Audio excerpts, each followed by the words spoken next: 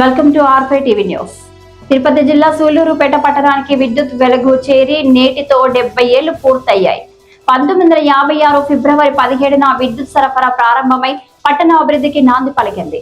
ఆ సమయంలో ఆంధ్రప్రదేశ్ ఉప ముఖ్యమంత్రిగా ఉన్న నీలం సంజీవరెడ్డి ఈ కార్యక్రమానికి నేతృత్వం వహించారు.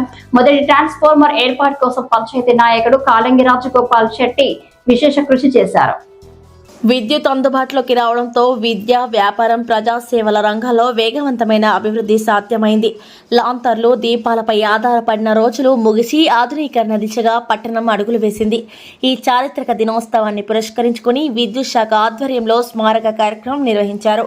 AMC chairman Akuthota Ramesh, Sudhakar Reddy, Srinivasulu, EE Shekhar, WE, TDP నాయకులు మరియు విద్యుత్ అధికారులు హాజరయ్యారు. ఈ కార్యక్రమంలో రాజగోపాల్ శెట్టి చిత్రపటానికి పూలమాలలు వేసి అర్పించారు. అనంతరం కేక్ కట్ చేసి 70 ఏళ్ల విద్యుత్ సేవలను గుర్తు చేసుకుంటూ వేడుకలు నిర్వహించారు.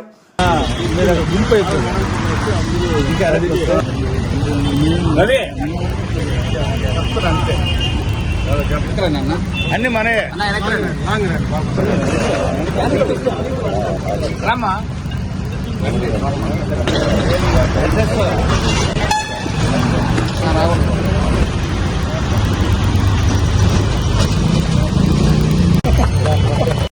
మీడియా ఫోటో గుంపు అయిపోయింది. ఇంకా రెడీ అదే అన్ని మనే రామా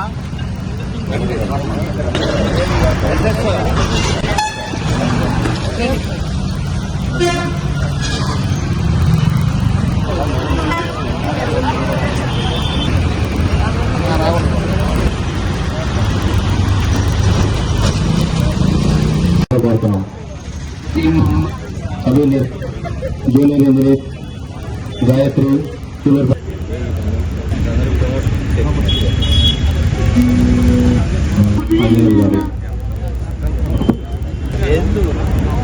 కమిషనర్ గారు, అలాగే మన స్టాఫ్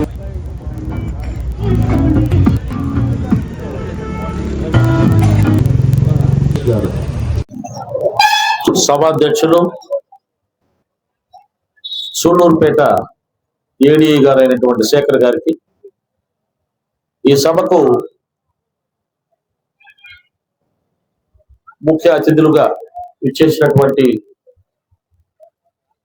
నాయుడుపేట ఎగ్జిక్యూటివ్ ఇంజనీర్ గారు, అదేవిధంగా ఏఎంసీ చైర్మన్ సోదరులు రమేష్ గారు, వంటి క్రితం ఈ పట్టణానికి విద్యుత్ సరఫరా ఇవ్వడం, ఆ రోజు సర్పంచ్ గారుగా ఉన్నటువంటి కాళింగి రాజగోపాల్ శెట్టి గారు అప్పట్లో అప్పటి ఉప ముఖ్యమంత్రి సంజయ్ రెడ్డి గారిని కలుసుకొని ఇక్కడ అవసరాన్ని తెలియపరిచి ఆ కార్యక్రమాన్ని చేయడం చాలా గొప్ప విషయంగా మనం ఆలోచించాలి. ఎందుకంటే కరెంటు అవసరం అనేది ఆ రోజుల్లోనే దీన్ని గుర్తించి, అంటే సుమారు 70 సంవత్సరాల క్రితం ముందు సిల్వర్ జూబ్లీ ఫంక్షన్ 5 సంవత్సరాల తర్వాత 75 ఏళ్ళు అయితే సిల్వర్ జూబ్లీ ఫంక్షన్ జరుపుకోవాల్సిన విషయం ఈరోజు చెప్తున్నాం. వేదిక మీద ఉన్నటువంటి తెలుగుదేశం పార్టీ ప్రతినిధులుగా మేమందరం కూడా ఈ కార్యక్రమాన్ని 75 సంవత్సరాల సందర్భంగా తప్పకుండా ఒక మంచి కళ్యాణ మండపంలో ఈ కార్యక్రమాన్ని ఏర్పాటు చేస్తాం. మరి ఎస్సీ గారిని, ఈఈ గారిని అందరినీ కూడా మన జిల్లా అధికారులు పిలిచి చప్పట్లు కొట్టండి. ఒక మంచి కార్యక్రమాన్ని 75 ఏళ్ళు నిండిన తర్వాత, నిండే సమయంలో లేదా నిండే ఆ సందర్భంలో సిల్వర్ జూబ్లీ ఫంక్షన్ జరుపుకుంటామని, 75 సిల్వర్ జూబ్లీ పదవైనా సరే తప్పకుండా టౌన్ అంతా కూడా తెలియపరిచి పూర్వ ప్రముఖులందరినీ కూడా ఇన్వాల్వ్ చేసి ఒక గొప్ప రిమెంబరెన్స్ గా ఉండే విధంగా ఆ ఫంక్షన్ ని ఏర్పాటు చేసుకుంటామని చెప్పి మీకు సభాముఖంగా తెలియజేస్తూ ఉన్నాను. దీని విషయంలో మన అందరి సహకారం తీసుకుంటాం. టౌన్ లో అందరి సహకారం తీసుకొని మరి ఒక గొప్ప కార్యక్రమాన్ని చేసుకుంటాం. ఈ రోజు చేసుకునే కార్యక్రమం కూడా చాలా విలువైనటువంటి కార్యక్రమం. దీనికి సంకల్పం చేసినటువంటి వారు మరి డిపార్ట్మెంట్ పరంగా అయినా సరే, మా మిత్రులైనా ఎవరు అనుకోనున్నా కూడా వాళ్ళు అభినందనీయులు. ఒక మైలురాయి, ఈరోజు ఒక మైలురాయి. విధంగా తెలుగుదేశం పార్టీ నాయకులందరికీ కూడా నా హృదయపూర్వక వందనాలు.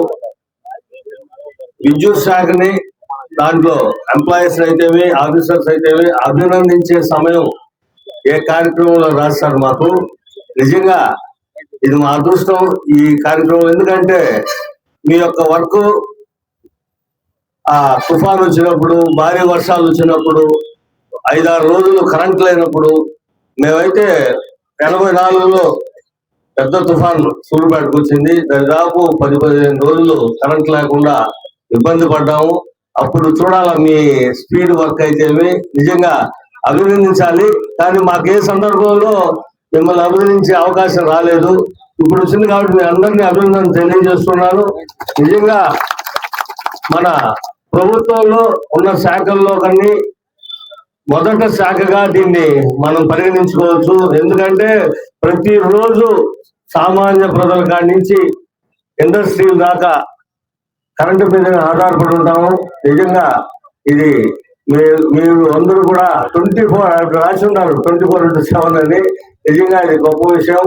ఇంకోటి, ప్రజలకి ఎప్పుడు కూడా మీరు అందుబాటులో ఉండడం. ఈ మధ్య కాలంలో డి గారు ఒక 6 months 1 year అయింది వచ్చి ఇక్కడికి. చాలా చక్కగా వాళ్ళ టీం అంతా కూడా పరిచయిస్తున్నాడు. ఇప్పుడు సూళ్ళూరుపేటలో ఈయన వచ్చిన తర్వాత, అంటే తెలుగుదేశం పార్టీ చంద్రబాబు నాయుడు నాయకత్వంలో వచ్చిన తర్వాత ట్రాన్స్ఫర్లు ఎక్కువ సూళ్ళూరుపేటలో ఈ 2 years లో చాలా ట్రాన్స్ఫర్లు పెట్టారు. నిజంగా అది గొప్ప విషయం. మనకు తెలియదు, ఎక్కడ పోల్ కావాలన్నా, ఎక్కడ ట్రాన్స్ఫర్ కావాలన్నా చెప్తే చాలు, ఇమీడియట్ గా వచ్చేది. గతంలో 1 సంవత్సరం రోజులు పోరాడే వాళ్ళం మేము మా ప్రభుత్వంలో అప్పుడు కూడా. కానీ ఇప్పుడు అట్లేదు. ఏ సందర్భంలో చెప్పినా కూడా ఇమీడియట్ గా తేవడం నిజంగా తెచ్చిపెట్టి దాన్ని క్లియర్ చేస్తున్నారు. అదే విధంగా మనందరం కూడా ఈ కరెంటు విషయంలో మన నాయకుడు చంద్రబాబు నాయుడు గారు గతంలో కరెంటు ఛార్జీలు ఎప్పుడూ పెరిగిపోయేటివి.